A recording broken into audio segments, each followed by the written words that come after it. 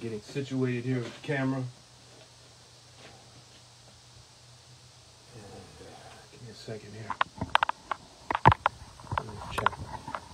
Some of the union officers want to chop off my head. Screw them! Alright. Get this here for you. Not really staying. Okay, I just didn't want it backwards. I wanted you to be able to see the sign that's behind me. So here we go. This is Brother Eric with the Chicago Transit Justice Coalition. I am not necessarily speaking on behalf of everyone in the coalition, and definitely not speaking on behalf of Local 308. I'm just a delegate and a union steward. For the November 8th meeting, the previous minutes were read, very boring. They always do this. It's like 5 minutes of blah, blah, blah, blah, blah. Just print it out, give it to the members, let them read it, and then they can approve it. But no, they don't want you to take anything. So Sister Catherine Donaldship was reading. Sister Deborah Lane was not there. We pay her $135,000 a year to hang out with the politicians. So I believe she was with Governor Pritzker, with his at his campaign headquarters, or Mary Lightfoot, whatever her name is. They are given, they took $1,000 of our dues to give to Jobs for Justice. Pretty good organization, but why? And they said, well, you know, this and that and this and that. Okay, but what is it doing for us? You know, is it organizing the members to organize action? Is it helping members who are sick or whatever? No. So I was the only dissenting vote. Brothers and sisters, they will continue to blow our money on other organizations until you decide to show up at the meetings and say no. And you hear me say nay, right? I'm like the only one. And they all laugh. They think it's funny. But see, the thing is, they're happy that they got their way. And they got to rape us for another $1,000. Then it was $500 for Arrive Chicago, okay? And they were part of the Thank the Driver campaign. They've been an ally of us, but it's $500, okay? And here we are. We have to get a PPP loan. We're spending more money than we're taking in. Enough of this crap. We need to organize because our contract, I mentioned in the discussion, our contract expires in a year. We need to be building for action. But no.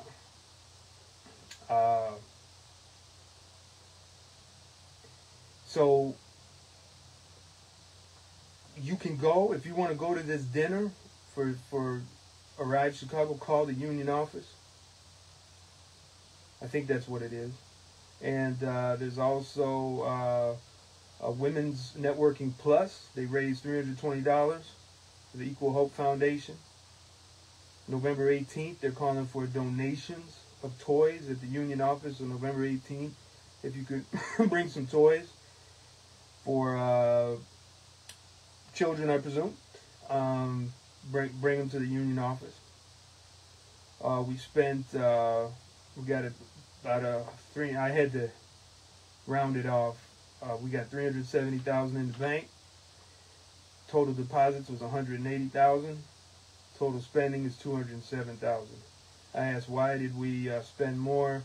And of course, dickhead says, well, you should know. You know, we had a convention and it cost $50,000 to send everyone. Oh, okay, thanks for telling us. You know, just answer the freaking question, jackass. Building fund is at $13,000.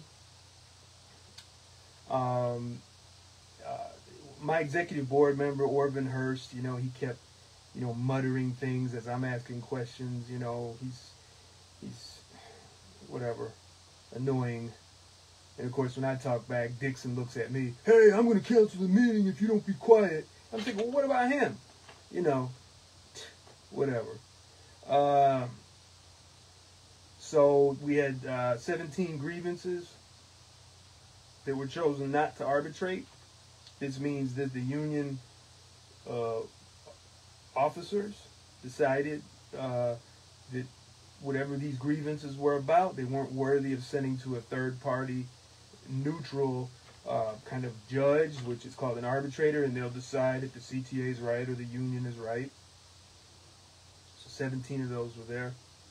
So one of the grievances was for one of our brothers in the shop, and it was some BS because Orvin Hurst don't know how to talk to the brothers. He's a shop leader, which is kind of like a supervisor on the rail transportation side. And he does this to a lot of people and talks down to them and belittles them. And it didn't turn out good. And so our brother got written up because our executive board member referred him to the manager to be written up. Executive. So our union rep is, okay, man, you're not the union rep. Okay, all right, well, okay. But you the union rep and you writing up one of our brothers? Something wrong. Something wrong with this picture. Don't you think so?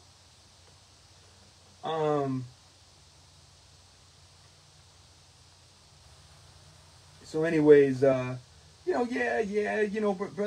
Reggie might have been wrong in some technical aspects, but you see, our brother, I'll name you, brother.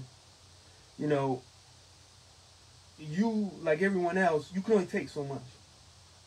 And you just start to, we're human. We start to close up.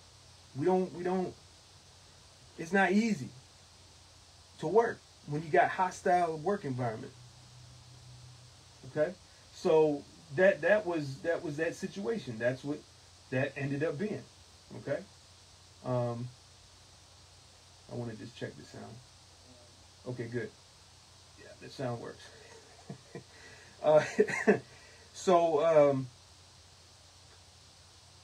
Some other tips from these grievances that you all are going to find helpful. So we had some issues, with the flagman not being able to do a full 8 when they're called back to the terminal. It should be a full 8. Okay, so there is something in the flagman agreement, the FTTF agreement, but there's also something in there that I gotta dig up, and I'm gonna try to remember to put it in here. It says they gotta stay the whole day. But I'm sure Brother Mark and everyone else say no, it doesn't count, whatever. But whatever. Okay, we need to have full-time jobs for all y'all. It's very simple. That's how we take care of this problem with the poor flagman not being able to get 8 hours. Okay? I know.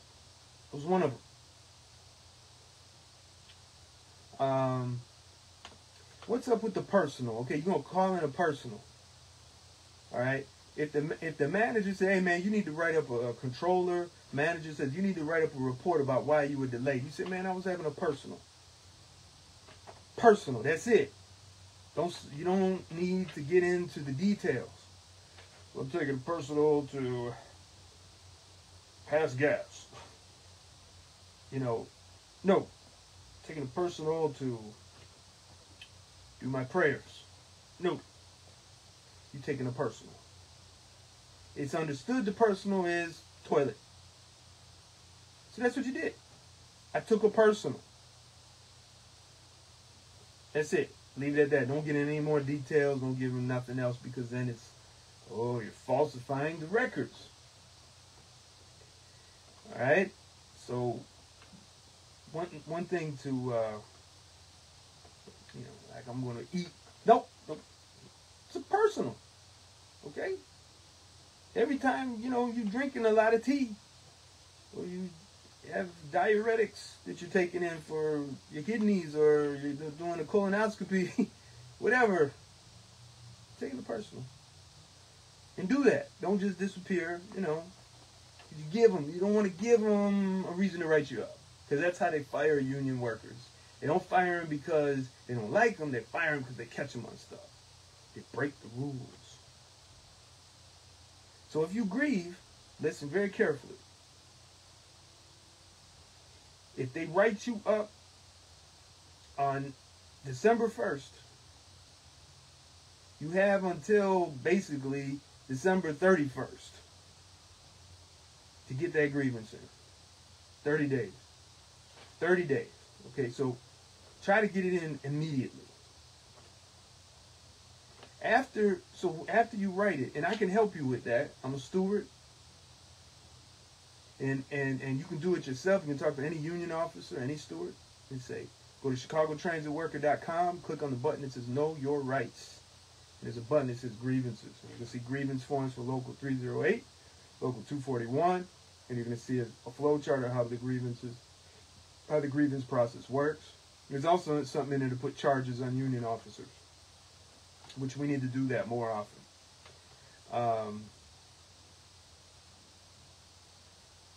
So within a week, so you fax your grievance, I say do it the same day. Confirm with the union office that it was received. There's actually a grievance fax number. It's separate from the union office fax number. So I think that goes right to the vice president's desk or something like that. Because the vice presidents are the grievance clearinghouse. Okay? Now, a workplace complaint, that goes to the president. It's very important that you don't fill out a workplace complaint form thinking it's a grievance. I wrote an article on that for y'all at my blog. I'm going to try to remember to put that in there. If not, just ask me or send a message to the Justice Coalition.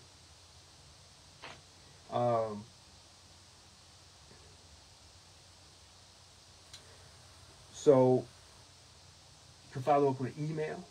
You follow up with a phone call, a text message to any of the vice presidents. Please follow up. Make sure they got it. Sometimes they don't get it for whatever reason. All right? Don't trust the fax machine at Howard Terminal or any other terminal for that matter. In fact, don't even use their fax machine. Just go to the library or something. You're really not supposed to be using the CTA fax machine to send a Local 308 grievance. I know we're thinking, it's like, yeah, they're one and the same. They pretty much are, right? They pretty much work together, don't they? And they boast about it. But it's really not that way. It should be completely separate. It's two completely separate organizations. It's supposed to be.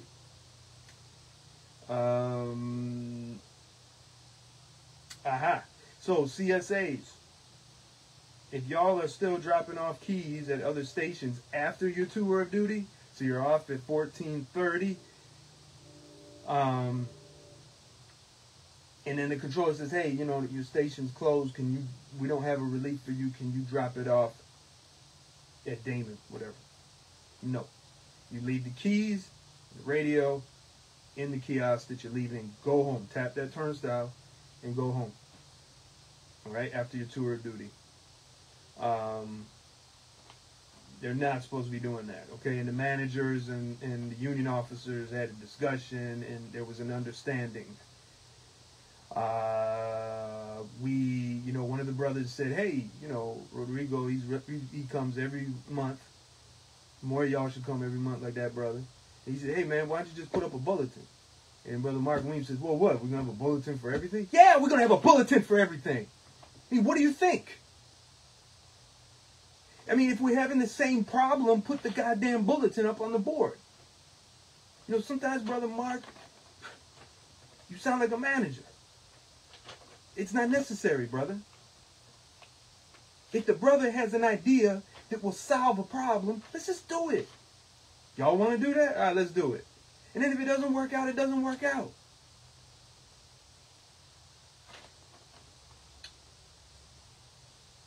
Post the bulletins so people know. Because they're still holding people. They're still telling people to drop stuff off. And Sister Willette made that point. They're still doing it.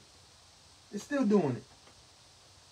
Same with the radios and all that stuff. I mean, it's like, really, according to the contract, you can have a transistor radio. To listen to the radio stations, as long as it's not rush hour. It's in the contract. Go look it up. Of course, I brought it up and everyone's snickering and sneering. I swear, it's like we work with a bunch of managers that don't want the members to be comfortable. But Brother Mark Weems, he said, yeah, it's there. It's real. I mean, people didn't want to believe him. It was hilarious just because I brought it up. And Brother Mark's like, yeah, it's there. It exists in the contract. They're like, oh, yeah, maybe y'all should read it. Most of y'all are officers. The one of you snicker and whine and hee.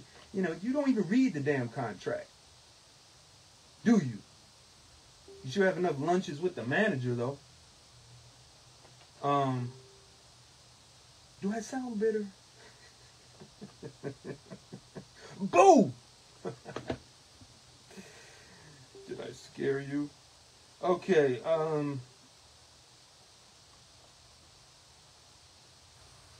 so just because you signed the overtime book doesn't mean you're going to get it, okay? Just because you sign it for overtime. So as long as they don't come, the manager doesn't do it himself or doesn't have the clerk go in there and back and what they call come behind and fill it, maybe backfill. I forgot the phrase.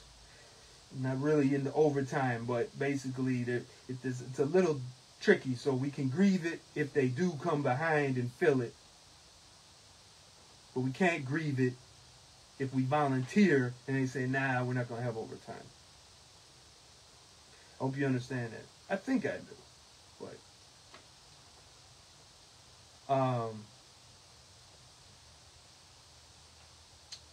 let's talk about IOD. So there was a case that we were talking about for injured on duty. So injured on duty, when you're injured on duty, that is not, Brother Mark, Vice President, explained it like this. He says sickness is covered within the collective bargaining agreement. Injured on duty is covered within state law. So you don't find one in the other. However, when it comes to job protection, you don't have it with injured on duty. The CTA could say, well, you didn't report the injury. Oh, we're going to reject the claim. So right away, that means you end up being AWOL. You know, taking like successive misses. You know, you just, what? Wait, what? I don't have my job anymore? Yeah. So when you're in the sick book, you have that job protection. You got that, you know. You also get the FMLA is in there, but the important thing is injured on duty, but stay on top of it with that claim. The sick book is actually covered in the contract. So injured on duty is not in the contract as far as how it is supposed to be administered, I believe the right term would be. But the specifics for sick book are in the contract. ChicagoTransitWorker.com, we have a button that says sick book procedure.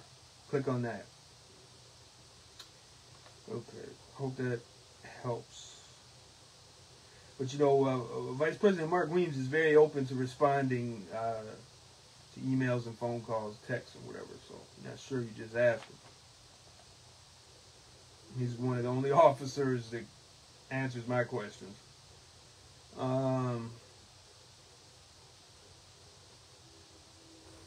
So keep your weapons at home. All right. So you got a knife, you got a gun, you know, throwing stars, whatever. Don't bring it to work. You might be tempted to use it, and if you do, it just makes things complicated, and you might get fired. The only problem with that is this is part of the reason why people are bringing weapons to work is because they don't feel safe. And the safety is related to our refusal to organize as a union. So we got to let the the harmed members decide what they want to do. Okay, so the members are dealing with all kinds of threats every day, assaults. So you get desperate. And as long as we continue to fund the wars and not fund jobs for all, full-time jobs for all, housing for all, education for all, healthcare for all, you'll have great inequalities and people who are desperate, sick, self-medicating, and who do they come out? They take it out on us, on the front line. So we have to organize in our communities, and especially as a union, to fight for a more just society, in addition to safe working conditions. Not just, here's the police, we're going to lock them up. Yeah, you're going to lock him up. And you say, he'll learn his lesson. Okay. But when he comes out and can't get a job now, no lesson learned. Okay? Or if he can't get a job, it's in the second chance program and the managers treat him like crap. Why bother? Keep track of your misses. So keep track of your sick book, if you're calling sick, whatever. Each one of these things lasts 1 year on your record. And they can add up really fast, okay? So your miss is, hey man, I ain't gonna make it today. That's a miss. You don't show up, that's AWOL.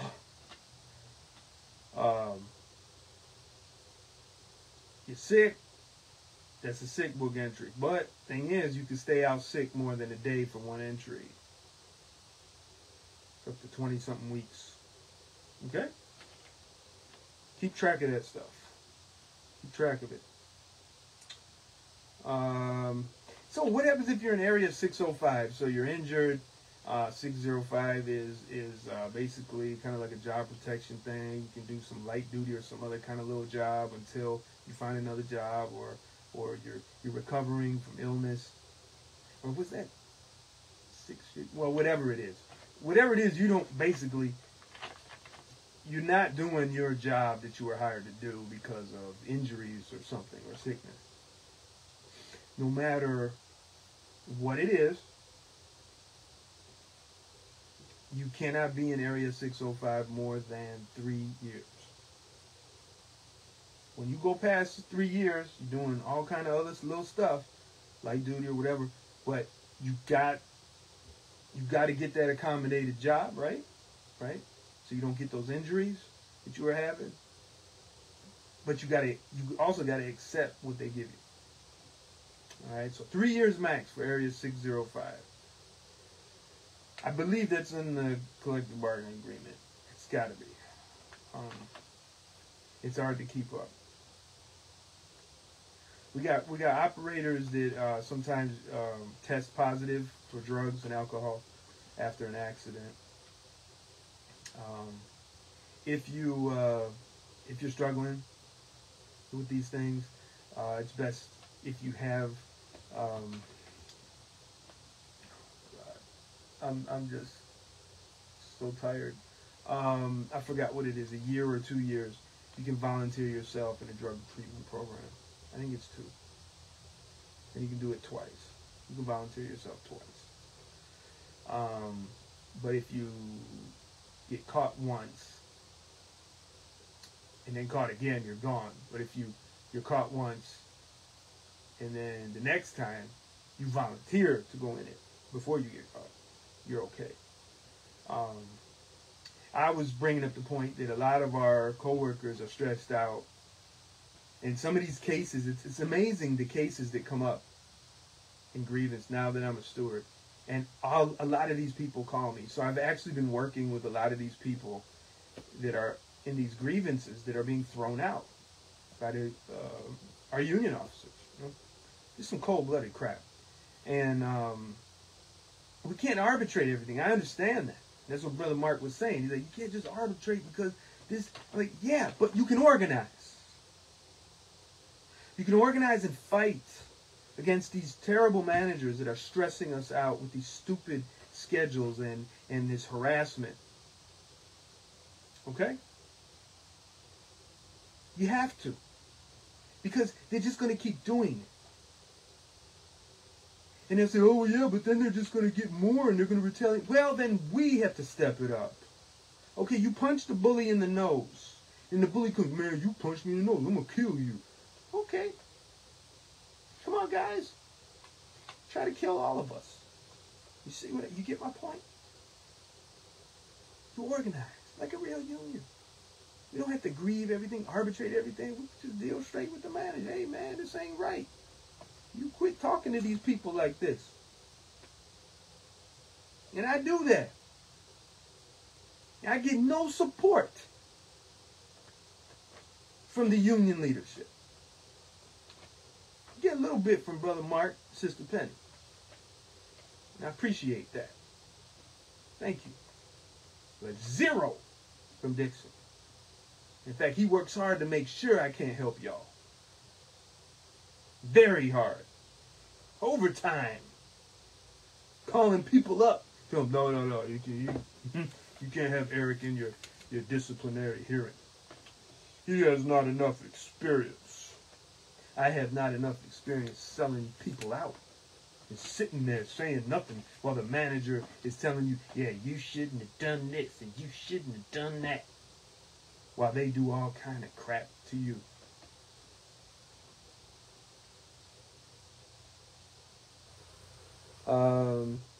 Almost done.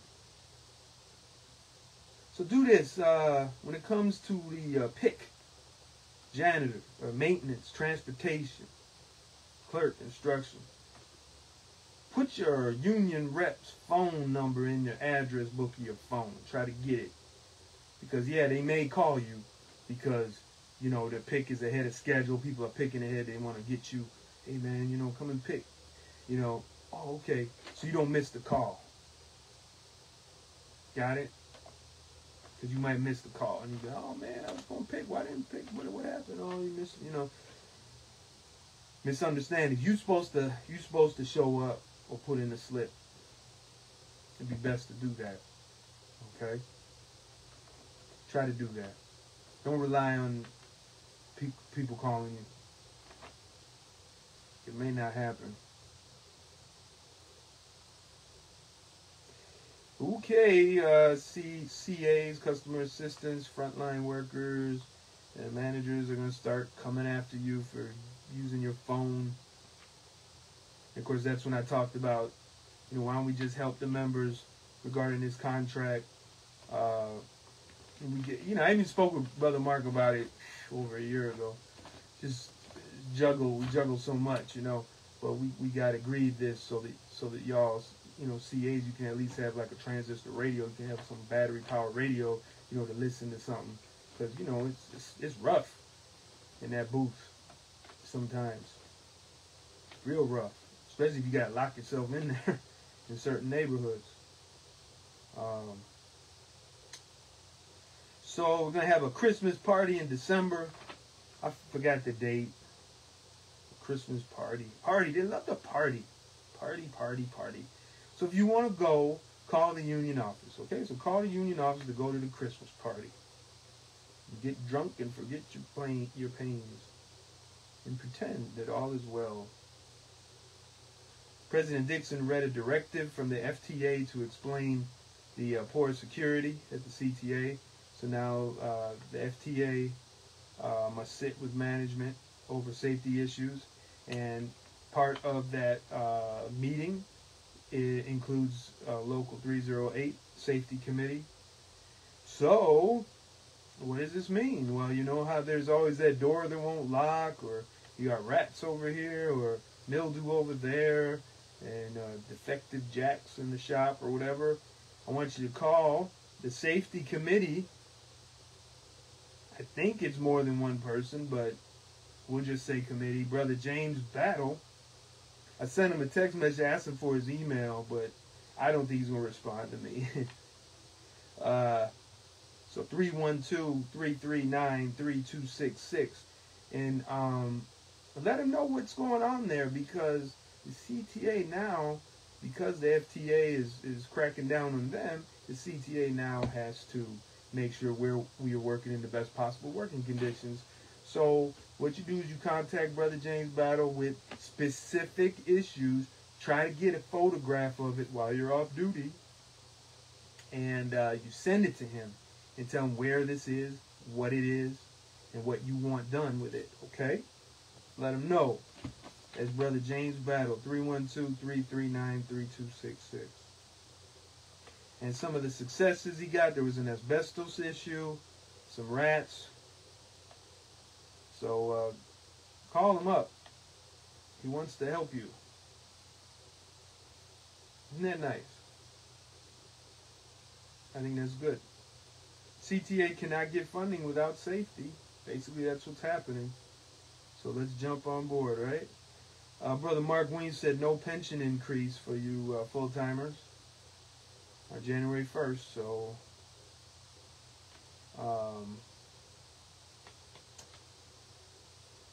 and we will have a board member or another board member from 308 on the pension board. I didn't quite follow that, so if you want to know, just call him up, ask him what he meant.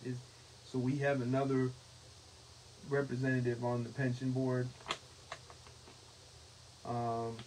Supposed to be working on some type of bonus for all of us, some hazardous payment, some hazard pay maybe. So stay tuned. Hey, sounds good. Apprenticeship meeting next Tuesday, the 15th. The ATU liaison, 241-308. 2 weeks ago, this liaison from the ATU met with the heads of CTA, Donald Bonds.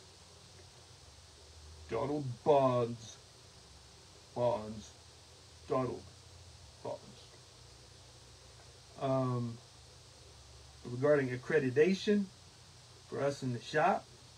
Hello? Could lead to better pay. I asked, could he please include members in the discussion? And he didn't like that. Dixon didn't like it. He don't like including y'all in the discussions. He wants to decide what he wants to do. And so does Orvin Hurst. And Orvin Hurst gets very mad if you leave him out. He doesn't give a damn about the members. He just don't want to be left out.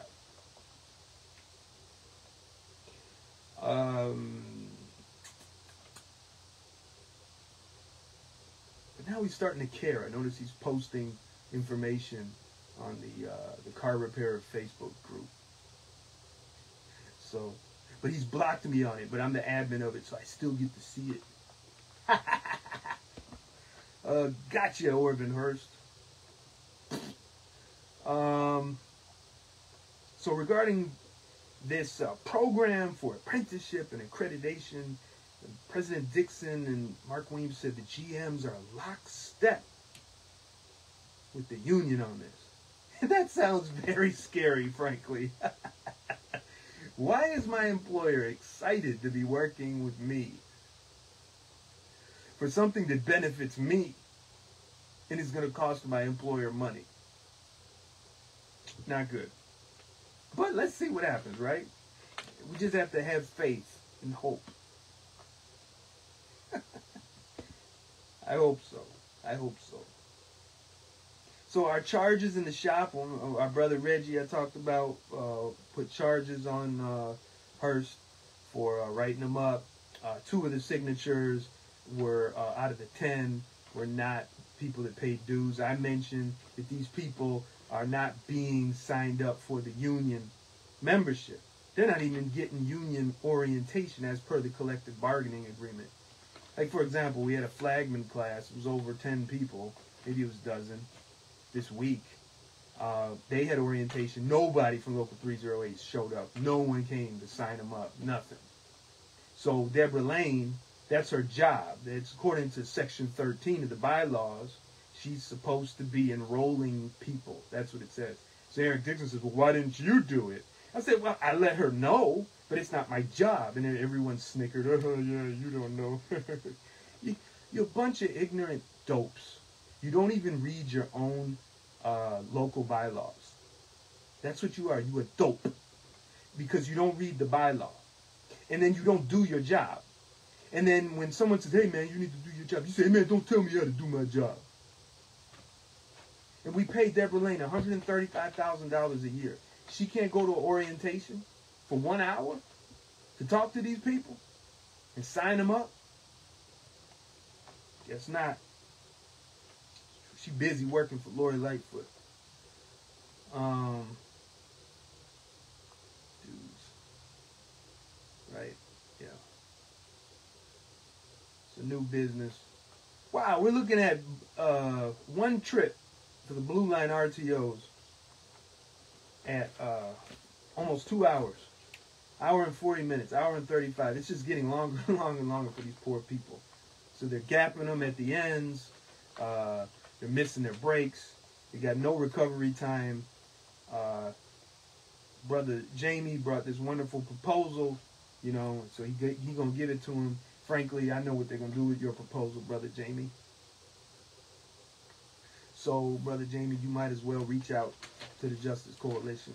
Let's organize to fight for what you want, because I don't know if they're really going to, the CTA is really going to just go along with the proposal without some action behind it. So, you want to cut the trips down from 3 to 2. Great. Perfect. But you got to fight for that. You have issues with a certain supervisor out there, you know, and, you know, clerks and supervisors, instructors, you got to understand, you know, they're in our union, but they have a lot of pressure coming down from managers. So I know how you feel with some supervisors, but really our target is management. Okay? So let's remember that. And some of the union officers don't like that. They would rather have us fighting each other. They like that. Someone was telling me, yeah, see, your shop people don't even come to the meetings. I'm like, so what? So I can't speak up for the shop because you say no one from the shop is here? Ridiculous. Talking about block runs. No more runs more than 10 hours. Let's get everyone full-time. 2-person crews. He didn't say that, but that's what I'm saying. And a lot of people say that. I will never get it. Well, of course not. If you don't fight, you never get nothing. And that's what we're going to get, nothing, if you don't fight. So Mark Weems expressed a great dissatisfaction to hear that people are working past 5.5 hours in order to get their breaks. But that's good, Brother Mark, but we got to do more than talk to them. You know, we got to step it up. I like your emails to the manager, but they just going to keep doing it. As soon as we stop looking, people are missing out on child care. They're losing stuff. Their families are stressed out. You know, it says, so listen, RTOs, you get written up because you're like, hey, man, I need a personal. I need a lunch. You've been working past that 5.5 hours. You right away contact the vice president, okay, Mark Weems, and let him know, because he said he'll take care of that. So I told you he said it.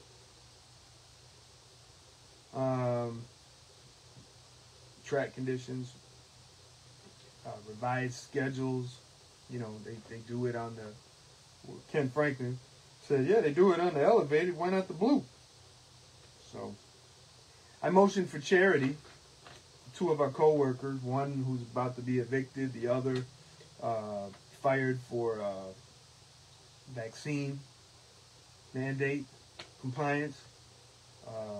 Gas is being turned off, getting food from a food pantry. Been a member for almost 2 decades. Let's motion for $1,000. Yeah, no, that's out of order. Can I at least get a motion? Can I get a second? I died for a second. I'm like, so we spend all this money on these stupid organizations that we never know who these people really are. We know they're friends with Deborah Lane. That's nice. Good for her. She should donate to them. with the huge salary we give her. But we can't give to our poor coworkers $1,000 to pay the rent. You know, because, you know, they're sick and all that stuff.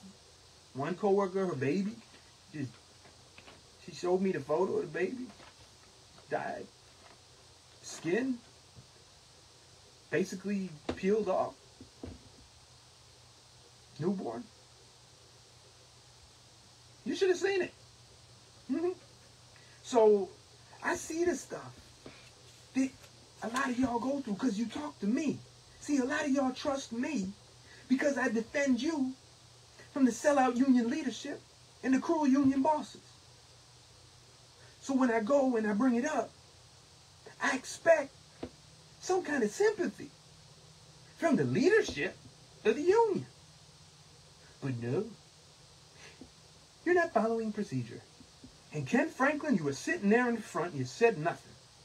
And you know in the meetings, when you were president, we had occasions when if we didn't motion for the union treasury, you had a collection.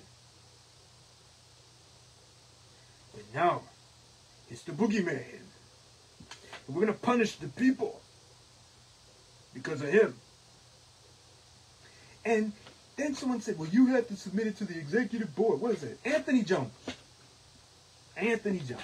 Brother Anthony. This is a sophisticated rule. You said, I have to submit it to the executive board. So I said, could you do it for me, please? No, you do it yourself. Okay. How? None of y'all listen to anything I have to say, let alone the membership. And now you tell me I got to submit it to you all. Submit to what? To the executive board, and then you're going to decide in your meeting if you're going to give any money to these poor people who I said I was going to try to help. Okay, well, they need to come to us. All right, fine. Y'all go to them. I did my best. I failed.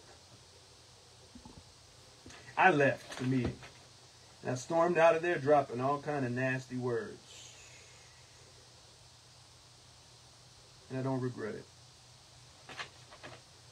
It's a disgusting organization. It's a bunch of BS.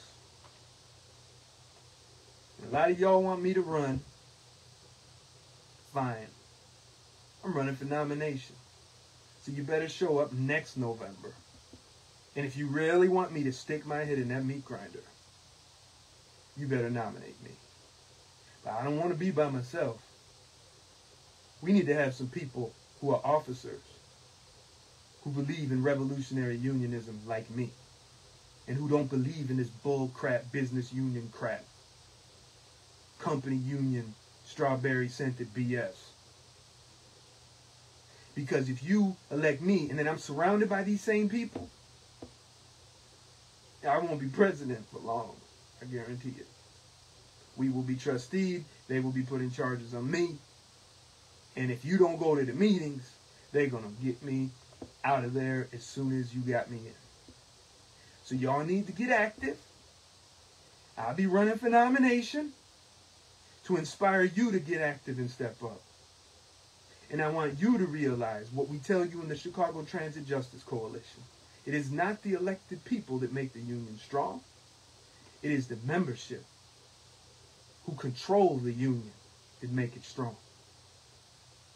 So get into these meetings. And when you come, don't be a little quiet. Vote no on all spending. Say nay when they want to spend your money. Second any motions that me and other people or Sister Cheryl might bring up. And let's get a vote. And vote for the motions that we bring up. I think that's it. We'll see what the comments are later. I gotta go to bed. Peace.